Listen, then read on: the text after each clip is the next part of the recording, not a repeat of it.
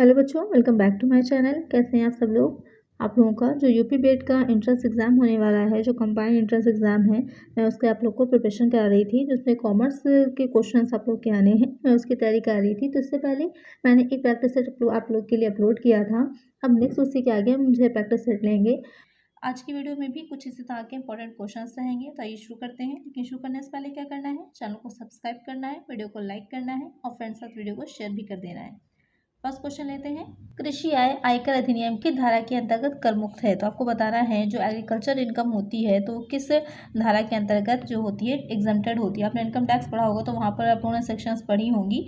The agriculture income is exempt under the following section of IT act, section 15, section 6, section 10, section 10 subsection 1। तो question में कह रहा है कि किस सेक्शन के अंडर में जो होती है एग्रीकल्चर इनकम कर मुक्त होती है, एग्जेम्प्टेड होती है। आपको पता ही होगा कि जो एग्जेम्प्टेड इनकम्स दे रखी हैं तो उसकी सेक्शन जो है वो 10 सबसेक्शन 1 है। उसी के अंडर में कृषि आय और बहुत सी इनकम्स भी क्या होती हैं, टैक्स फ्री होती हैं, एग्जेम्प्टेड होती हैं। तो करेक्ट आंसर क्या होगा हमारा, ऑप्शन डी। नेक्स्ट क्वेश्चन है, निम्नलिखित में से किन उद्देश्य हेतु अंश ब्याजी का प्रयोग किया जा सकता है। जो शेयर प्रीमियम अकाउंट होता है उसका प्रयोग और किस चीज़ के लिए किया जा सकता है। For which of the following purpose share premium can be used? In writing off the discount on debentures of the company, in writing off the preliminary expenses of the company, issuing bonus shares, all of the above। तो question में कह रहा है कि किसके लिए share premium की राशि का प्रयोग किया जा सकता है। तो यहाँ पर हम ऋणपत्रों पर छूट को अप्लाई करने के लिए भी इसका यूज़ करते हैं, कंपनी के प्रारंभिक व्यय को अप्लाई करने के लिए भी कर सकते हैं और बोनस और शेयरबन के लिए भी कर सकते हैं। इन तीनों ही दशाओं में हम शेयर प्रीमियम का यूज़ कर सकते हैं। करेक्ट आंसर होगा ऑप्शन डी। नेक्स्ट क्वेश्चन लेते हैं। नेक्स्ट क्वेश्चन है, एक देश की आर्थिक प्रगति का उचित मापक होता है। यहाँ पर कहने का मतलब ये है कि किसी देश की इकोनॉमिक ग्रोथ को आप सही ढंग से कैसे माप सकते हैं। The most appropriate measure of A countries economic growth is it's gross domestic product, net domestic product, net national product, per capita real income. तो इसको इस तरह से भी लिखा हो सकता है GDP, NDP, NNP। तो यहाँ पर कंफ्यूज नहीं होइएगा कि इसकी फुल फॉर्म क्या होती है। तो यहाँ पर किसके बेसिस पे हम देख सकते हैं कि वहाँ पर सही ढंग से आर्थिक प्रगति हुई है या नहीं किसी कंट्री में, वो हो जाती है उसकी प्रति व्यक्ति वार्षिक आय, यानी कि पर पर्सन की जो उसकी इनकम होगी उसके बेसिस पे पता चल जाता है। ओके, अगर ओवरऑल देखेंगे तब तो जो है जैसे कोई बहुत ही बिलियनियर है, बिलियनियर व्यक्ति है, भाई करोड़पति जो होते हैं, जो बड़े बड़े बिजनेसमैन होते हैं, लेकिन एक छोटे से व्यक्ति भी जो मजदूर होगा उसकी कम इनकम होगी। तो ओवरऑल जो प्रति व्यक्ति आय निकाली जाती है उसके बेसिस पे देखा जाता है कि उस देश में जो लोग रह रहे हैं वो उनका प्रगति हुई है। अगर उनकी प्रगति हुई तभी तो देश की भी प्रगति होगी, देश की भी डेवलपमेंट होगा। तो उसकी बेसिस पर ही उसको मापा जाता है। तो करेक्ट आंसर होगा ऑप्शन डी। नेक्स्ट क्वेश्चन है, निम्नलिखित में से सभी स्थिर लागत है एक को छोड़कर। नीचे जो ऑप्शंस दे रखे हैं उसमें सभी फिक्स्ड कॉस्ट है, सिर्फ एक को छोड़कर आपको बताना है कि वो एक कौन सा पॉइंट है। यानी कि all the followings are examples of fixed cost except insurance fee, rent payment, directors fee, licence fee on a product sold. तो क्वेश्चन में कह रहा है कि जो बीमा फीस होती है, तो आपको पता है इंश्योरेंस फी जो है वो आपको देनी ही रहती है, रेंट भी देना रहेगा, और जो निदेशक होते हैं उनको भी आपको फीस परमानेंट देनी ही पड़ती है। तो ये क्या हो जाएंगे, सब फिक्स एक्सपेंसेस होते हैं, इसमें चेंजेस नहीं होंगे। लेकिन जो उत्पाद विक्रय पर लाइसेंस फी है, तो यहाँ पर उत्पाद विक्रय पर प्रोडक्ट की सेल, और सेल तो क्या होगी, घटती बढ़ती रहती है। तो जो चीज़ घटती बढ़ती रहेगी तो वो फिक्स्ड नहीं होगी, वो वेरिएबल हो जाएगी। तो करेक्ट आंसर क्या हो जाएगा, ऑप्शन डी। नेक्स्ट क्वेश्चन है, -4, -3, 0, 3, 4 का औसत मूल्य होगा। बहुत सिंपल सा क्वेश्चन है, लेकिन अक्सर बच्चे यहाँ पर गलती कर जाते हैं। The average value of -4, -3, 0, 3, 4 is. तो यहाँ पर आपको निकालना है एवरेज वैल्यू इसकी। तो कैसे निकालेंगे, एवरेज निकालने के लिए क्या होता है, जितने भी आइटम्स दे रखे हो तो सबको ऐड कर लीजिए, और जितनी संख्या होती है, नंबर्स होते हैं, उससे डिवाइड कर दीजिए। यहाँ पर 5 है तो अपॉन में 5 हो जाएगा, और ऊपर हम क्या लिखेंगे, -4, -3 + 0 + 3 + 4।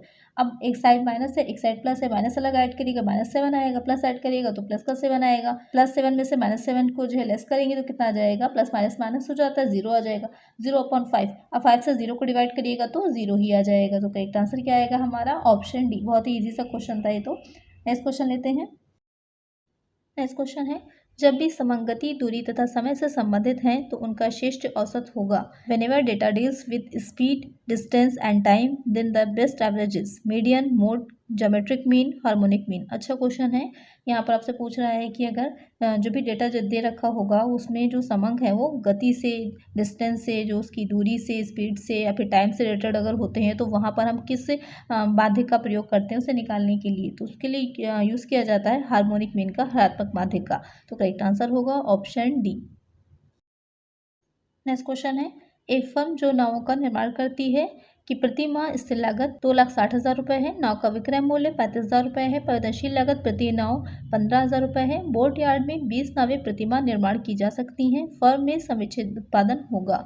A firm which makes boats has fixed cost of ₹2,60,000 per month. The product sells for ₹35,000 per boat and variable cost of production is ₹15,000 per boat. The boat yard can manufacture 20 boats each month. What is the firm's break-even output? Cannot be worked out from the date.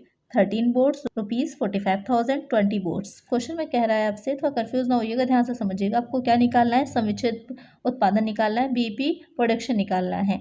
ध्यान दीजिएगा, BP production निकालने का सबसे पहले formula क्या होता है? Formula हो जाएगा जो आपका बीपी रेशियो निकालने का होता है, वही फॉर्मूला है फिक्स्ड कॉस्ट अपॉन जो आपका सी पर यूनिट है वो निकालना है आपको। तो यहाँ पर फिक्स्ड कॉस्ट कितनी है वो आपके क्वेश्चन में ऑलरेडी दे रखी है, 2,60,000 की। उसमें आपको कुछ नहीं करना, एज इट इज हमको लिख लेनी है।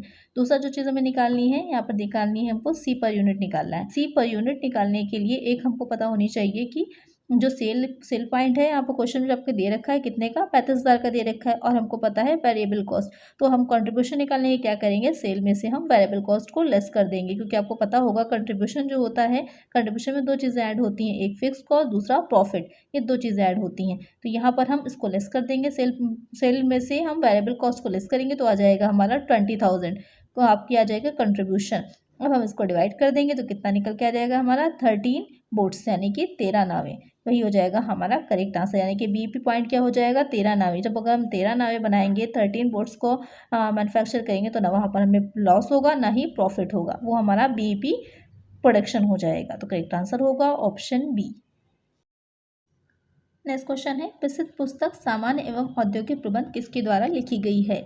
The famous book general and industrial management was written by Henri Fayol, Koontz and O'Donnell, Oliver Sheldon, Mary Parker Follett. तो यहाँ पर आपको बताना है कि जो सामान्य औद्योगिक प्रबंध पुस्तक है, बुक है, वो किसने लिखी है। आपको पता ही होगा ये बुक किसने लिखी है। बुक लिखी है हेनरी फ्योल ने। आपको पता ही है, मैनेजमेंट में आप लोगों ने पढ़ा होगा हेनरी फ्योल के बारे में कि काफ़ी इंपॉर्टेंट है। टेलर और हेनरी फ्योल हैं जो कि मैनेजमेंट में काफ़ी इंपॉर्टेंट है। तो एक आंसर क्या होगा, ऑप्शन ए। बुक्स आप लोग ज़रूर देख लीजिएगा, टेलर की है, हेनरी फ्योल की है। इसके अलावा और भी कुछ राइटर्स ऐसे हैं जिनकी बुक्स इकोनॉमिक्स में जैसे हैं, मार्शल हैं, एडम स्मिथ हैं, रॉबिन्सन हैं, इन सब की बुक्स देख लीजिएगा, इंपॉर्टेंट है। यहाँ पर करेक्ट आंसर होगा ऑप्शन ए। नेक्स्ट क्वेश्चन है, समुच्छेद बिंदु विक्रय मूल्य रुपए में प्राप्त करने के लिए स्थिर लागत को विभाजित किया जाएगा। To obtain the break even point in rupees, sales value, total fixed cost are divided by variable cost per unit, contribution margin per unit, fixed cost per unit, profit on volume ratio. यहाँ पर आपसे question पूछ रहा है कि जो BP है, अगर हम इसको रुपीज में निकालना चाह रहे हैं, सिंपल शब्दों में समझ लीजिए कि बीपी इन रुपीज निकालने का फॉर्मूला आपसे पूछ रहा है कि रुपीज में बीपी को कैसे निकाला जाता है, तो उसका फॉर्मूला आपको बताना है। यहाँ पर आपको स्थिर लागत ऑलरेडी दे रखी है। अब हम फिक्स्ड कॉस्ट को किससे डिवाइड करेंगे कि हमारा बीपी निकल आएगा, तो डिवाइड किया जाएगा। तो आपने फॉर्मूले कई पढ़े होंगे बीपी के, एक होता है fixed cost into sale upon C, contribution होता है, fixed cost upon PV ratio होता है। तो यहाँ पर उसे हम किससे डिवाइड करेंगे लाभ मात्रा अनुपात से, fixed cost upon PV ratio. Correct answer क्या होगा, ऑप्शन डी। नेक्स्ट क्वेश्चन है, निम्नलिखित में चालू दायित्व है, which of the following are current liabilities और outstanding wages, redeemable preference share, provision for depreciation on machinery, share premium. तो क्वेश्चन में कह रहा है कि इसमें से चालू दायित्व कौन सा, करंट लायबिलिटी कौन सी होती है। जो प्रेफरेंस शेयर है आपको पता है करंट नहीं है, लॉन्ग टर्म है। डिप्रिसिएशन ऑन मशीनरी है, ये तो आपका लायबिलिटी अलग ही हो जाएगी। शेयर प्रीमियम ये भी नहीं है। कौन सा हो जाएगा, जो आउटस्टैंडिंग वेजेस दे रखी हैं वो आपकी करंट लायबिलिटी है। जहाँ पर प्रीपेड लगा हो तो आपकी करंट एसेट हो जाएगी, और आउटस्टैंडिंग लगा होगा तो वो आपकी लायबिलिटी हो जाएगी करंट। तो यहाँ पर करेक्ट आंसर होगा ऑप्शन ए। नेक्स्ट क्वेश्चन है, अंश हर जब्त खाते को चिट्ठे के दायित्व पक्ष में दिखाते हैं। Shared forfeiture account is shown on the liability side of the balance sheet under the heading reserve and surplus by adding to the paid up capital under the heading current liabilities and provision, none of the above. तो question कह रहा है, ये तो आपको बता दिया है कि इसे कहाँ दिखाया जाता है, लायबिलिटी साइड में दिखाया जाता है, लेकिन ये पूछ रहा है कि कहाँ पर किसके साथ दिखाया जाता है। तो इसे दिखाया जाता है चुकता पूंजी में जोड़कर। By adding to the paid up capital. Correct answer होगा ऑप्शन बी। इस तरह के क्वेश्चन बहुत आते हैं, आप लोग कंफ्यूज हो जाएंगे। आप लोगों ने सबने बनाई होगी, आप कॉर्पोरेट अकाउंटिंग पढ़ी है तो वहाँ पर आप बनाया भी होगा बैलेंस शीट, लेकिन हम भूल जाते हैं एग्जैक्टली कि हम उसे कहाँ पर दिखाते हैं। तो इस तरह के क्वेश्चंस के इसलिए पूछे जाते हैं कि आपको ये जज किया जा सके कि कितने अच्छे से आपने चीज़ों को देखा, ऑब्जर्व किया है और प्रैक्टिस करी है। करेक्ट आंसर है यहाँ पर ऑप्शन बी।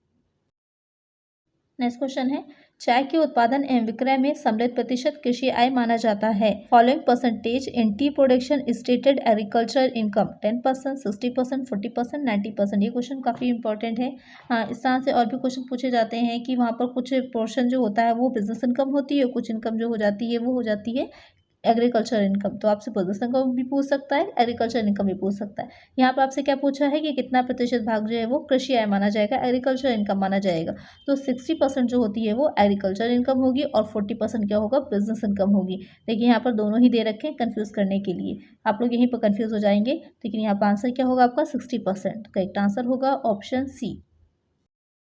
नेक्स्ट क्वेश्चन है, पूंजीगत व्ययों को आगम व्यय मानकर खाते में दिखाने से निर्माण होगा। Charging of capital expenditure to revenue results in secret reserve, revenue reserve, capital reserve, none of the above.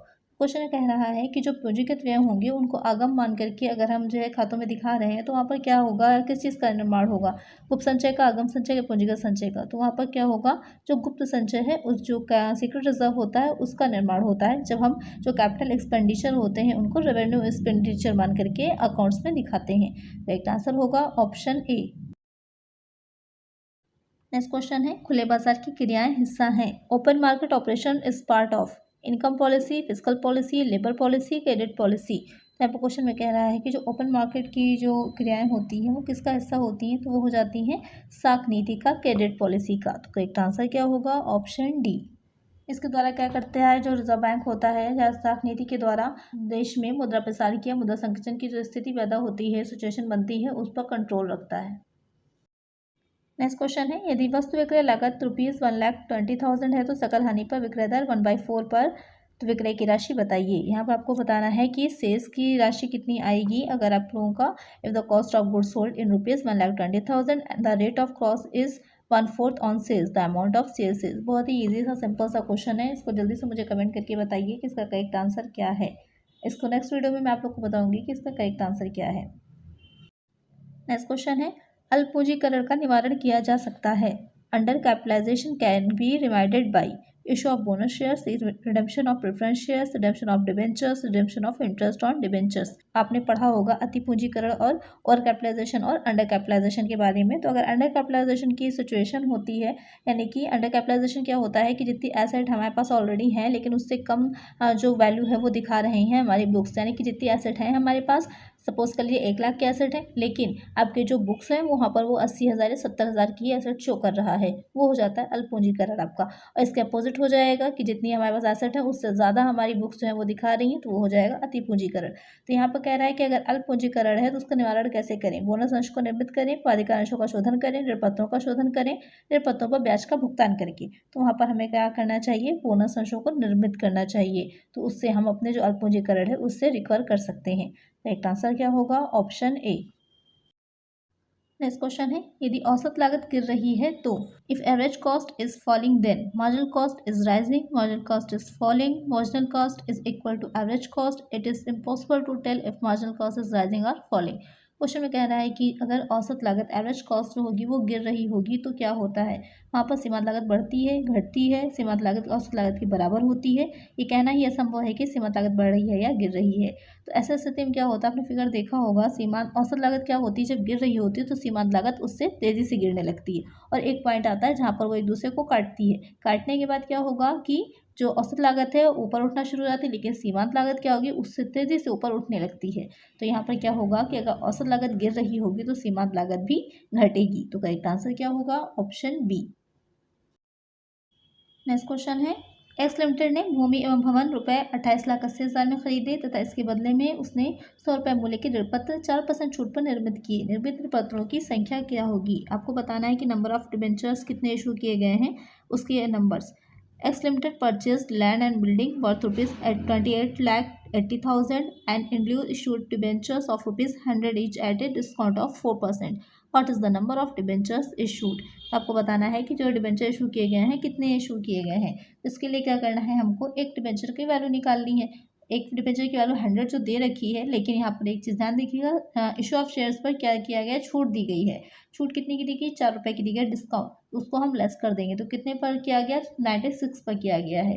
अब कितना टोटल वैल्यू दे रखी है, 28,80,000, 28,80,000 अपॉन हो जाएगा आपका 96, कितना आ जाएगा 30,000। कन्फ्यूज करने के लिए देखिए 28,800 का आंसर भी दे रखा है कि आप लोग सीधे सीधे क्या करेंगे, 100 से अगर डिवाइड कर देंगे तो आपका आंसर 28,800 आ जाएगा।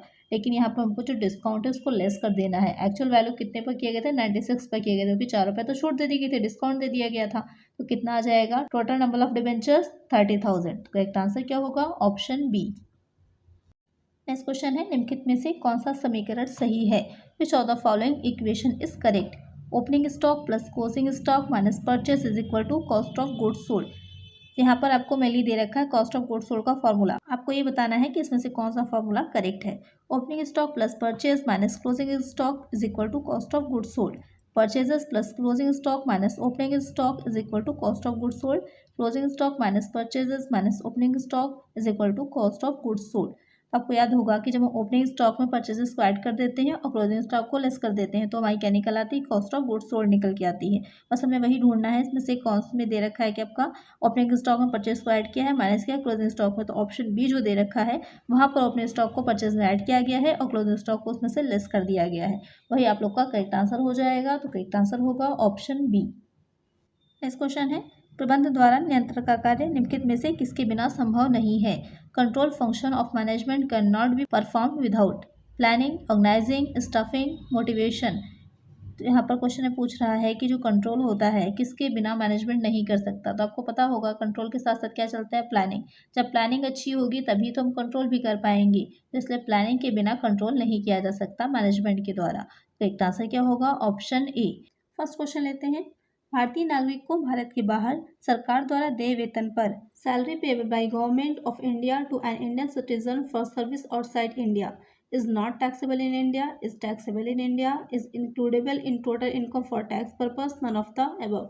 क्वेश्चन में पूछ रहा है कि कोई एक ऐसा व्यक्ति है जो भारत का नागरिक है लेकिन भारत सरकार उसे भारत के बाहर जो है वेतन दे रही है, सैलरी दे रही है, तो इस तरह का वेतन जो होगा वो भारत में उस पर कर नहीं लगेगा, भारत में कर लगेगा, कर के उद्देश्य से उसी को लाभ में जोड़ा जाएगा, उपयुक्त में से कोई नहीं। तो यहाँ पर क्या होगा, जो उसका वेतन होगा उस पर कर लगता है। क्यों, क्योंकि भारत सरकार द्वारा ही उसको वेतन दिया जा रहा है, वो भारत का ही नागरिक है और उसे भारत सरकार के द्वारा ही वेतन दिया जा रहा है, तो उसकी आय पर कर लगेगा भारत में। तो यहाँ पर करेक्ट आंसर होगा option B.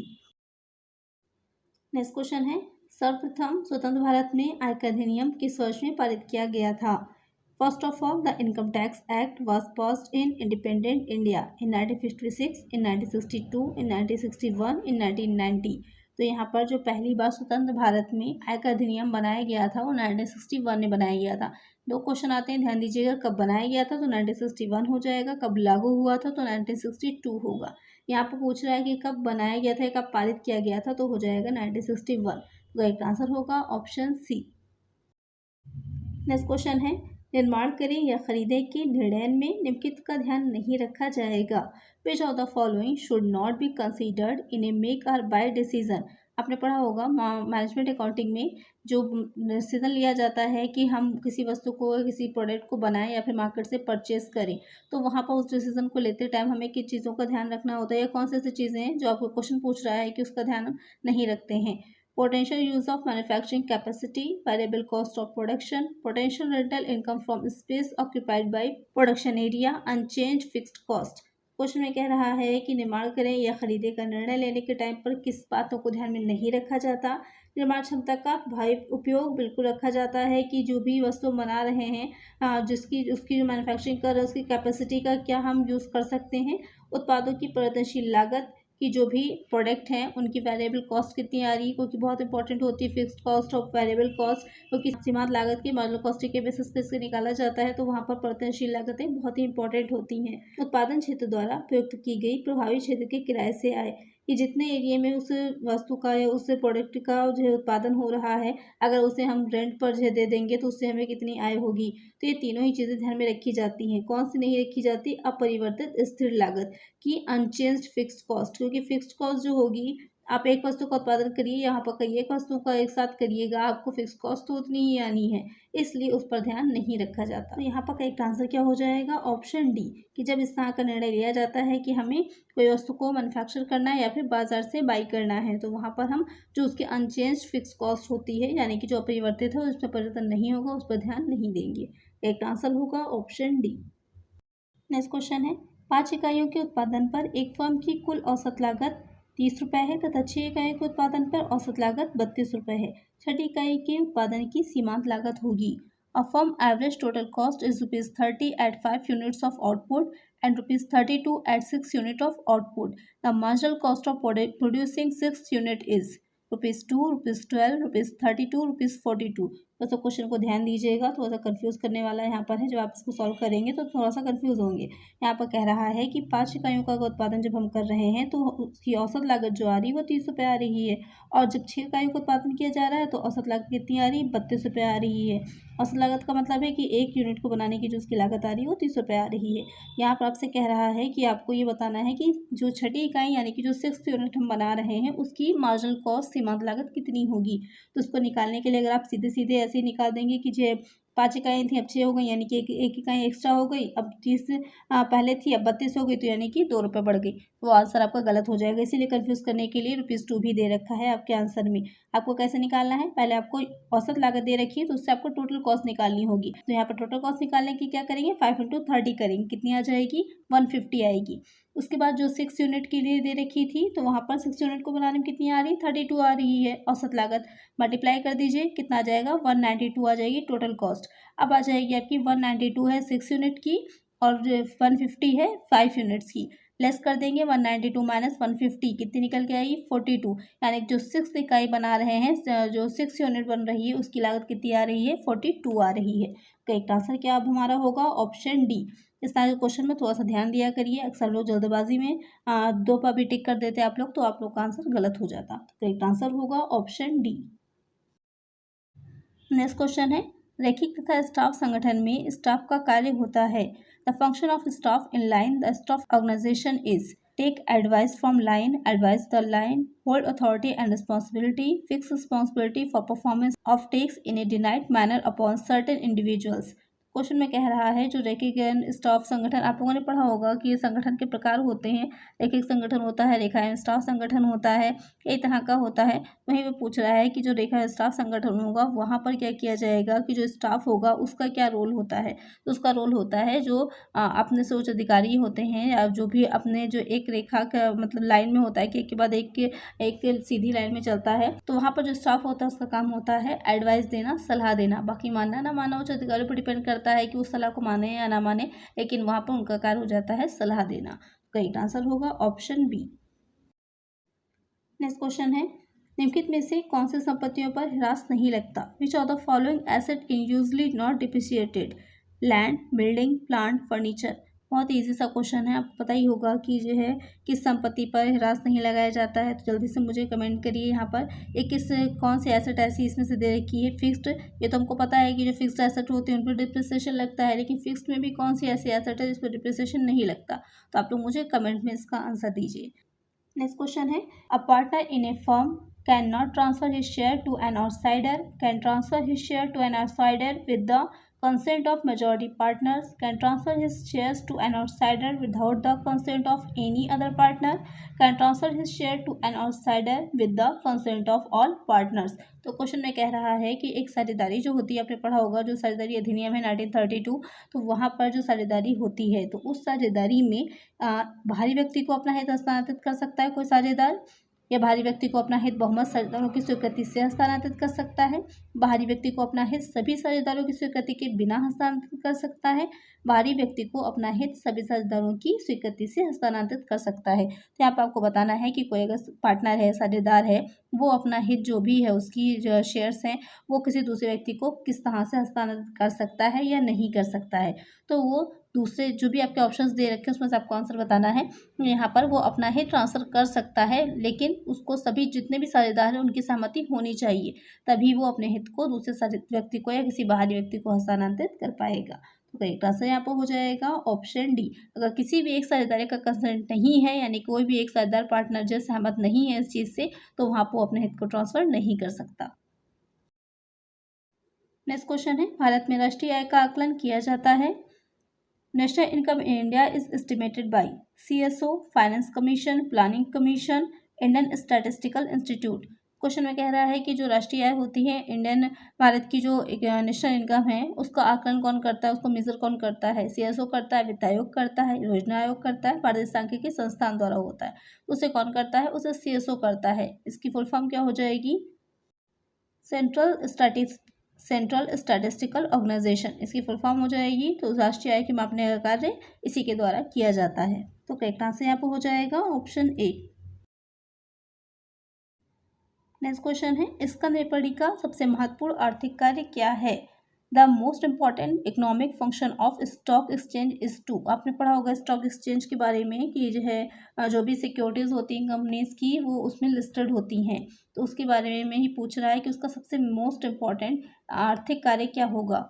Safeguard to interest of investors, help in the capital formation in the country, provide facilities of speculation, provide a ready market for old securities. यहाँ पर क्वेश्चन में पूछ रहा है कि जो स्कंद विपणी होती है, स्टॉक एक्सचेंज होता है, उसका सबसे महत्वपूर्ण आर्थिक कार्य क्या होता है? विनियोजकों के हितों की रक्षा करता है, देश में पूंजी निर्माण में सहायता भी देता है, परिकल्पना हेतु सुविधा भी देगा, देश में पूंजी निर्माण में सहायता भी करता है, पुरानी प्रतिभूतियों के लिए बाजार उपलब्ध कराना, ये सबसे इंपॉर्टेंट काम होता है। जो भी ऑलरेडी लिस्टेड होती हैं, पुरानी सिक्योरिटीज़ होती हैं, उनको खरीदने बेचने का काम जो होता है वो स्टॉक एक्सचेंज में ही किया जाता है। तो ये पुरानी ओल्ड जो सिक्योरिटीज़ के लिए एक मार्केट अवेलेबल करवाता है कि वहाँ पर आसानी से आप उन्हें क्रय विक्रय कर सकते हैं, परचेज और बाई कर सकते हैं। तो करेक्ट आंसर क्या होगा? Option D. नेक्स्ट क्वेश्चन है, एक संयुक्त पूंजी कंपनी के जीवन पर प्रभाव पड़ता है। The existence of a joint stock company is interrupted by the death of its members, the death of its directors, the transfer of share by member, none of these. तो क्वेश्चन में कह रहा है कि एक संयुक्त पूंजी कंपनी जो है एक जॉइंट कैपिटल कंपनी है, तो उसमें उसके जीवन पर क्या प्रभाव पड़ता है? किसी सदस्य की मृत्यु होने का, निदेशक की मृत्यु होने पर, सदस्यों के हस्तांतरण पर, उपयुक्त में से कोई नहीं। आपको पता ही होगा, आपने कंपनी लॉ में पढ़ा था कि जो एक कंपनी होती है, जो संयुक्त पूंजी कंपनी होती है, वो उसका अविच्छिन्न उत्तराधिकार होता है। किसी भी सदस्य के आने जाने, उसके सदस्यों के या किसके जो है जो निदेशक होते हैं, या उसमें किसी सदस्य की मृत्यु हो जा रही है या अपने जो शेयर्स हैं उनको ट्रांसफ़र कर दे रहा है, तो उसका कोई भी इफेक्ट कंपनी पर नहीं पड़ता है। कंपनी का अपना एक अलग ही होता है, कृत्रिम व्यक्ति माना जाता है, आर्टिफिशियल पर्सन माना जाता है कंपनी को, तो उसका अपना एक अलग ही अस्तित्व होता है। उस पर कोई भी प्रभाव नहीं पड़ता उसके किसी सदस्य की, किसी निदेशक की, किसी संचालक के मृत्यु होने पर, आने जाने पर, स्थानांतरण करने पर।